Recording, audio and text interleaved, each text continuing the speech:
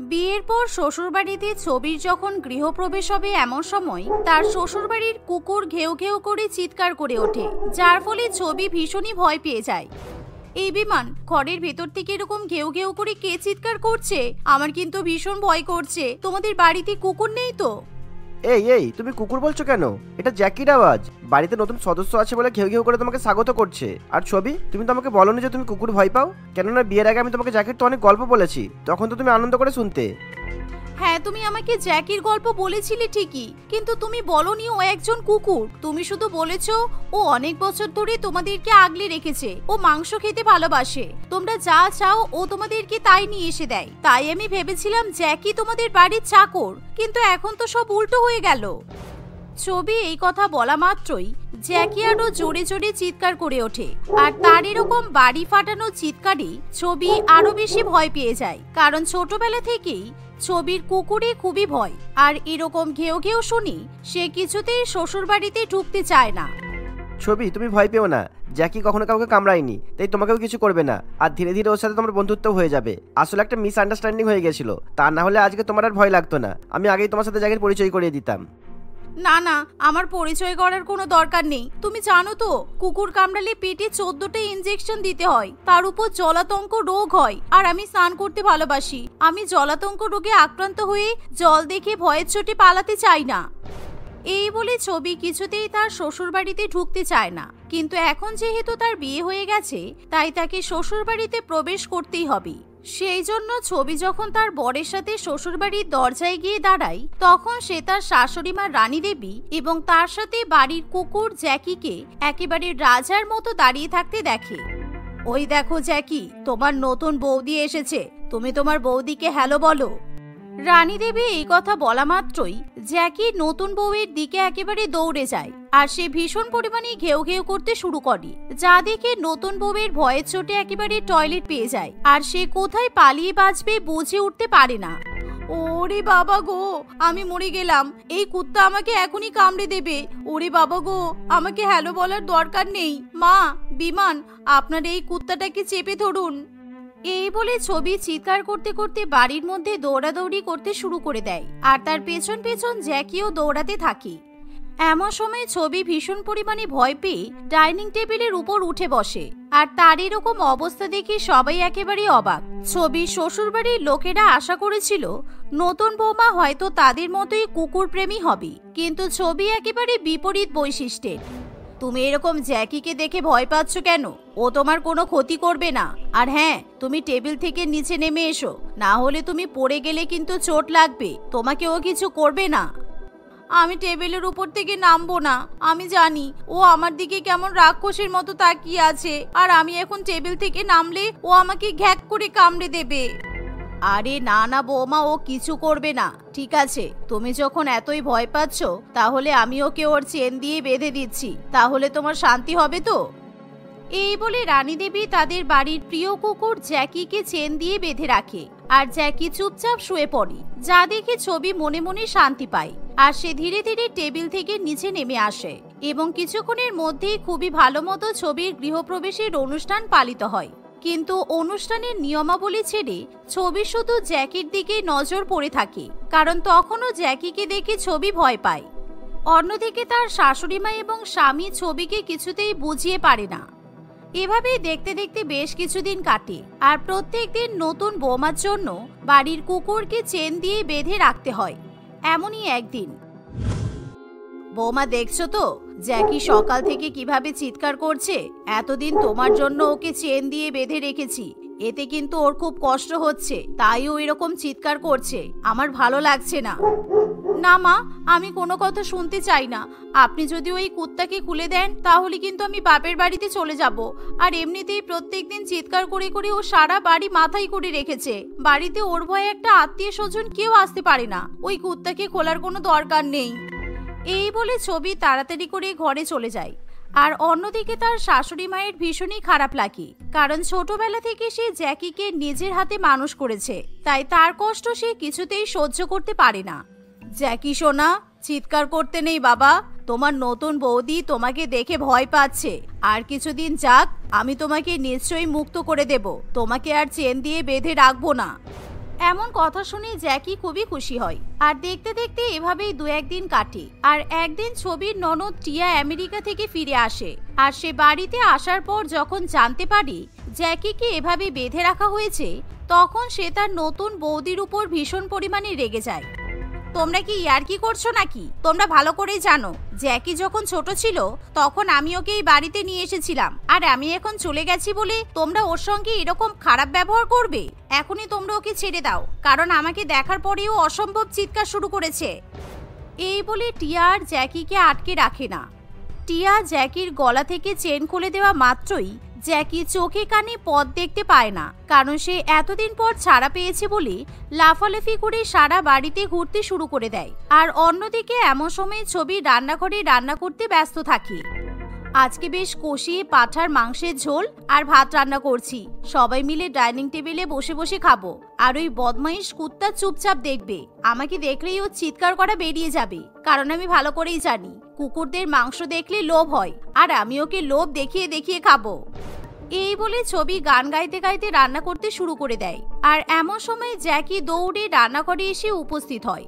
আর সে ছবিকে দেখে আবার ঘেউ ঘেউ করতে শুরু করে, এমনকি দাঁত দিয়ে ছবির কাপড় টানাটানি করে। এমন অবস্থায় ছবি কি করবে কিছুই বুঝে উঠতে পারে না, কারণ সে ভীষণ পরিমাণে ভীত সন্ত্রস্ত হয়ে পড়ে। আর তার হাত পা সবকিছুই যেন কাঁপতে শুরু করে। ওরে বাবা রে, আমি জানতাম এই কুত্তা নিশ্চয়ই চেন ছিঁড়ে পালিয়ে আসবে। আমার মনে হয় মানুষের গন্ধ পেয়ে পালিয়ে এসেছে। আমি এবার কি করি? কেমন আমার কাপড় ধরে টানছে। ওরে বাবা রে, এই বদমাইশ কুত্তা, ছাড় বলছি। এমন সময় ছবি নিজেকে বাঁচানোর জন্য কড়াই থেকে গরম খুন্তি নিয়ে জ্যাকির গায়ে ছ্যাঁকা দেয়। আর সঙ্গে সঙ্গে জ্যাকি যন্ত্রণাতে ছটফট করতে শুরু করে। কিন্তু জ্যাকি কিছুতেই নতুন বউকে একটুও কামড়ায় না। কিন্তু এমন সময় জ্যাকির কান্না শুনে টিয়া রান্নাঘরে আসে। আর সে যখন দেখে যে জ্যাকির গায়ে পোড়ার দাগ উঠেছে, তখন সে নিজেকে ঠিক রাখতে পারে না। তুমি কি পাগল বৌদি? ও কি তোমাকে কামড়েছে নাকি যে তুমি ওর গায়ে এরকম ভাবে ছ্যাঁকা দিয়েছো? এখন যদি এরকম ভাবে কেউ তোমার গায়ে গরম খুন্তির ছ্যাঁকা দিত, তখন তুমি কি করতে? ইস, আহারে জ্যাকি, তুই কাঁদিস না, আমি তোকে এখনই মলম লাগিয়ে দিচ্ছি। এতদিন তোমার মা আর দাদা এই কুত্তাটাকে নিয়ে ন্যাকামি করেছে, আর এখন তুমি জুটেছো। আমার কিন্তু মোটেই ন্যাকামি পোষাচ্ছে না। আর তুমি যখন আমেরিকা ফিরে যাবে, তুমি কিন্তু এই কুত্তাটাকে সঙ্গে নিয়ে যেও, কারণ এই বাড়িতে কুকুর থাকলে আমি সংসার করতে পারছি না। আর আমি ওকে ছ্যাঁকা দিয়েছি, বেশ করেছি। টিয়া ভাবতেও পারে না তার নতুন বৌদি এরকম ধরনের অমানসিক কথাবার্তা বলতে পারে। ফলে সে কোনো রকম কোনো উত্তর না দিয়েই জ্যাকিকে কোলে করে বাইরে নিয়ে আসে আর তাকে মলম লাগিয়ে দেয়। কিন্তু জ্যাকি যন্ত্রণায় কষ্ট পেলেও সে বাড়ির কাউকে কামড়ায় না। লোক দেখলে একটু চিৎকার করলেও সে কখনো কারো ক্ষতি করে না। এভাবেই দেখতে দেখতে কিছুদিন কাটে। আর ছবি যেহেতু জ্যাকিকে সবসময় খারাপ খারাপ কথা বলে, তাই ছবিকেও বাড়িতে কেউ পছন্দ করে না। এমনই একদিন, আমার জ্যাকির গায়ে খুন্তির ছ্যাঁকা দেওয়া বৌদিকে আমি আচ্ছা করে মজা দেখাবো। টিয়া মনে মনে এসবই ভাবতে থাকে। আর সেদিন যখন ছবি বাপের বাড়ি ড্রেসিং টেবিলের সামনে করে সাজগোজ করে, দামি লিপস্টিকও পরে, সময় টিয়া জ্যাকির কাছে গিয়ে বল, জ্যাকি, তুই বল খেলতে ভালোবাসিস তো? আমি যদি তোকে বল ছুড়ে দিই, তাহলে তুই দৌড়ে গিয়ে বল নিয়ে আসবি, তাই না? এমন কথা শুনে কারণ দৌড়ে গিয়ে হলো জ্যাকির সব। আর টিয়া ইচ্ছা বল তার বৌদির ড্রেসিং টেবিলের দিকে ছুড়ে দেয়। এমন সময় ধরবে বলে ড্রেসিং টেবিলের উপর একেবারে লাফ দেয়। আর তখনই ছবি ভয়ে চোটে নিজের হাত থেকে তার 1000 টাকার দামি লিপস্টিক ফেলে দেয়। আর যখন জ্যাকি টিয়াকে বল ধরে নিয়ে এসে দেয়, তখন ছবি বলে, তোমার কি কোনো কাণ্ডজ্ঞান নেই টিয়া? তুমি তো ভালো করেই জানো যে আমি এই কুত্তাটাকে ভয় পাই, আমি একে সহ্য করতে পারি না। তবুও তুমি ওর বলটা আমার ড্রেসিং টেবিলের দিকে ছুড়ে দিলে। দেখলে তো ওর জন্য আমার কত দামি লিপস্টিকটা ভেঙে গেল। বদমাইশ কুত্তা, মনে হয় একটা জুতোর বাড়ি মারি। একদম আমার ছোট্ট বাচ্চাকে কোনো কথা শোনাবে না। আমি কি জানি না তুমি কি লিপস্টিক পরছো? আরো কি করে বুঝবে যে তোমার লিপস্টিকের দাম 1000 টাকা? বেকার বেকার এখন ঝগড়া করো না বৌদি। এই বলে টিয়া জ্যাকিকে নিয়ে চলে যায়। আর দেখতে দেখতে আরো কিছুদিন কাটে। আর দিনের পর দিন ছবির যেন বাড়ির কুকুরের প্রতি বিতৃষ্ণা বাড়তে শুরু করে। একদিন, বৌমা, আজকে টিয়া জ্যাকিকে বাইরে ঘুরতে নিয়ে গেছে, তাই তোমার আর কোনো চিন্তা নেই। তোমাকে ঘরের দরজা বন্ধ করে রাখতে হবে না, আর তুমি বাইরে আমাদের সঙ্গে বসে গল্প করতে পারো, কারণ ওদের কিন্তু বাড়িতে আসতে দেরি হবে। আজকে একটু আরাম করে চাদর চাপা দিয়ে এসি চালিয়ে ঘুমাবো, কারণ এতদিন ধরে ওই কুত্তার আওয়াজে আমি ভালো করে ঘুমাতেই পারিনি। তাই ও বাড়িতে ফিরে আসার আগে আমি একটু ভালো করে ঘুমিয়ে নেব।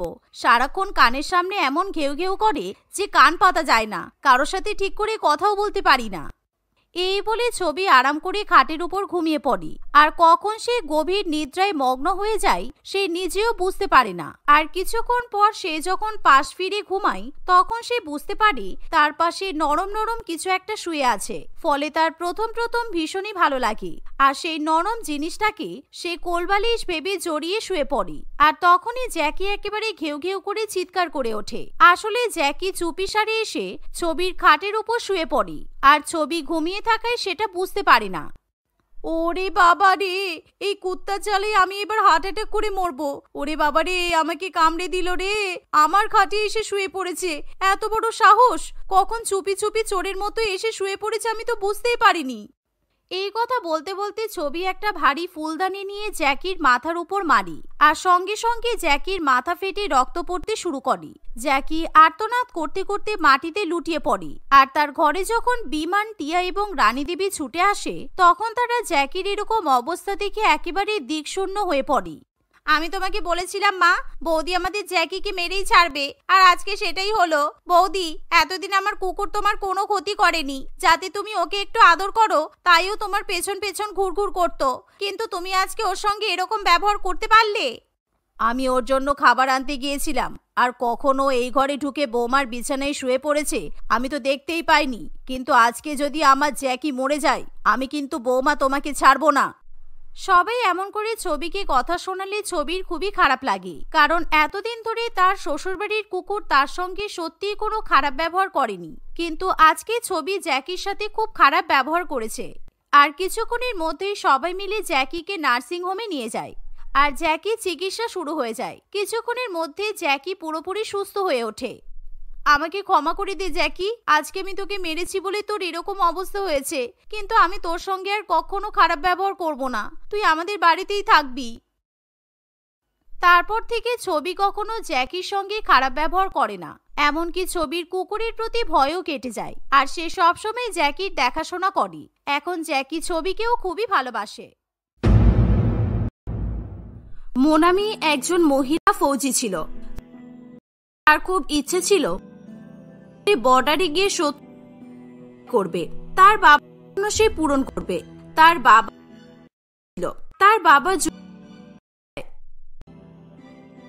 বাবার মৃত্যু শোকে কয়েকদিন পরে মারা যায়। মোনামি একটা হয়েছে, সেখানে থেকেই সে পড়াশোনা আর শারীরিক ক্রিয়াকর্ম অত্যন্ত ভালো হওয়ায় প্রতিকূলতা পেরিয়ে আর্মিতে সে জয়েন করে। বাবা মায়ের ছবির সামনে কাঁদতে থাকে আর বলে, আজ আমার জীবনের সব, আজকে আমি আর্মিতে, তোমরা আমাকে, আমি যেন দেশের সেবা ত্রুটি না রাখি, আমার মনে ভালোবাসা কেবল বাড়তেই।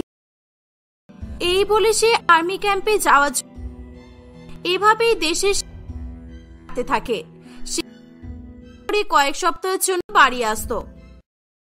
এমনই এক ফেরার সময় তার একটি ছেলের সঙ্গে পেশায় একজন, তাদের মধ্যে কথাবার্তা সুমনের সঙ্গে বেশ গভীর হলে সুমন মোনামিকে বিয়ে করার প্রস্তাব। মোনামি আমার তো জানোই, তাছাড়া দেশ দিয়ে দিতে পারে এমন যে দেশের জন্য এত, নিজের পরিবারের জন্য কত, আমি তোমাকে বিয়ে করতে চাই। তোমাকেও আমার খুব পছন্দ, আমার যা কাজ পর মাস বাড়িতেই থাকে, পরিবার আমাকে মেনে, আমি মাকে বলে দিয়েছি আর মায়ের। মোনামি ছুটিতে একদিন পরই তাদের যায়। বিয়ের তার একজন, তার কথা কিছুই মোনামির যেহেতু সে অনেকগুলো মাস বাইরে কাটাবে, তার যাকে সন্দেহের সৃষ্টি হয়। একদিন সময় সুমনের পেছন তো সুমন কি করেছে, অত কাছ থেকে ওকে কেড়ে নিতে পারবে না তুমি। বলছো মোনামি? বলেও ভাবি না আমি পরিবারের সকলে যেমন খেয়াল রাখি। পরিবারে আর কজন আছে? আর আমি এখন এসেছি থেকেই তোমার ব্যবহার আমি মাসের পর মাস ভেবো না যা খুশি তাই করতে পারবে। এভাবে ভুল বুঝো না। স্বামী মারা যাওয়ার পর ডুবে আমাদের বাড়িটাও, তাই মায়া কাকিমা ওরা আমাকে, আমার কি হতো, তাই আমি যত্ন করার চেষ্টা করি। করা মানে বিবাহিত দেহের পেছনে ঘুরে বেড়ানো নয়। আমি নিজের বাড়িতে এসব এই চলে যায়। মাধবী কাঁদতে থাকে। আমি সামনে গেলেই ভাবে তাকে অপমান। মাধবীর মনে এই নিয়ে থাকে, কিন্তু সে আর্মিতে ফিরে যাওয়ার সে জানে তাকে যেতেই হবে। এর কথা ভেবে তার মাথায় একরাশ চিন্তা। সে খুশি হয়ে আর্মি সেখানে গিয়ে যেতে পারে না। এটা তুমি কি করলে মোনামি? তোমার লক্ষ্য বড় একটা টেররিস্ট আমাদের হাত। আমার তোমার উপর ভরসা করা, আমি তো ভুলেই গিয়েছিলাম যে তুমি এখন দেশের কাজে তোমার আর মন। আমার মতো একটা জুয়েল মেয়ে এইভাবে ভাবতেই অবাক লাগছে। স্যার ভবিষ্যৎ হবে না, আসলে হয়ে পড়েছিলাম। দিন এইভাবেই দিন মোনামির অবস্থার তাকে নিয়ে আর্মি ক্যাম্পে সবাই সমালোচনা করতে থাকে। নেটওয়ার্ক না থাকায় ফোনও করতে পারে আর সুমনকে নিয়ে করতেই থাকে। এত তোর নিজের শ্বশুর স্বামী আর শাশুড়ি, তোর এই বিধবা যাকে পারলি না কি? যদি ওদের পুরনো বাড়ি তাহলে তো কোনো, তুই এরপর ছুটিতে করবি, বুঝলি? একদম ঠিক বলেছে মোনামি, তো নিজে ছেলে, আমি ব্যাপারটা বুঝি, কখনো পাশাপাশি রাখতে নেই। এমনিতেই কোনো কাজ করতে পারছি না, তোরা আমাকে আর ভয় দেখাস না। আমি আর্মিতে জয়েন, আমি এই কাজটা খোয়াতে বাড়ি গেলেই ব্যবস্থা করতেই হবে। তারা যে যার কাজে কয়েকদিন পরে ছুটিতে যার বাড়ি ফেরে। মোনামিও ফিরে আসে। আসতেই সবাই খুব হাসি ভেতরে নিয়ে আসে। পরে দেখে মোনামি, কিন্তু মাধবী চোখ মুখ অন্যরকম হয়ে যায়। কদিনে তো ভালোই এখন আর শাড়িটা চালচলন তো মোটে ভালো লাগে না আমার। এসব তুমি কি? ও শাড়ি পরে সারা বাড়ি না, ছাদের উপর শাড়িতে পা ফেসে কয়েকদিন আগেই কুর্তি চুড়িদার এসব। তুমি ওকে এভাবে বলো না। সুমনও কি দরকার? সেটা নিয়ে ও কেন, ও অন্য কাউকে প্রাধান্য দেবে কেন? দেখি তোমার মাথাটা খারাপ হয়ে যা তা বলছো। তুমি কত রান্না করলো আর তুমি ওকে এইভাবে বল? আমার ঘরে মানে ঘর তো, আমি বাড়িতে না থাক ওকে। হে উপর, আজকে কোন পাপের আমি এসব আর সহ্য। এই বলে মনে ঘরে চলে যায়। সবাই অবাক হয়ে যায়। তাদের বলে যে মোনামি তাকে সন্দেহ করে থাকার ব্যবস্থা করে দিই। আমি এইভাবে থাকতে পারবো জন্য আপনাদের সংসার আমি চাই না। সংসারের এমন অবস্থা দেখে চিন্তা মোনামির ব্যবহার হতেই থাকে। কয়েকদিন পরে সে আবার, আর এবারেও সে কাজে তাকে বড় অফিসার কি করে। এভাবে করতে পারবে না ভেবে সুযোগ পেয়ে সুমনকে, কিন্তু সুমনের ফোন তোলে। ফোনে মাধবীর গলা, তোমার করছে? তুমি কোথায় এসেছো কেন? সাহস! তুমি ধরেছো? আমি সন্দেহ করি তার মানে সবটাই ঠিক। আমাকে এভাবে ঠকাচ্ছ? মাধবীকে ফোনটা ধরে আর তুমি এমন কি বললে? চলে গেল। আমি ঘরে গিয়েছিলাম, দেখি হয়তো মাধবী ফোনটা ধরেছে। সারাদিন বাজলেও কখন। এখন তুমি ওই বেহায় ওকালতি করতে এসেছো? ডাক্তার না হয়ে উকিল হলে আমার যা বোঝার আমি আর তোমার সঙ্গে কোনো এই দেয়। সে আর কখনো সুমনকে করে না, তার সাথে কথাও বলে, দূরত্ব বাড়তেই থাকে।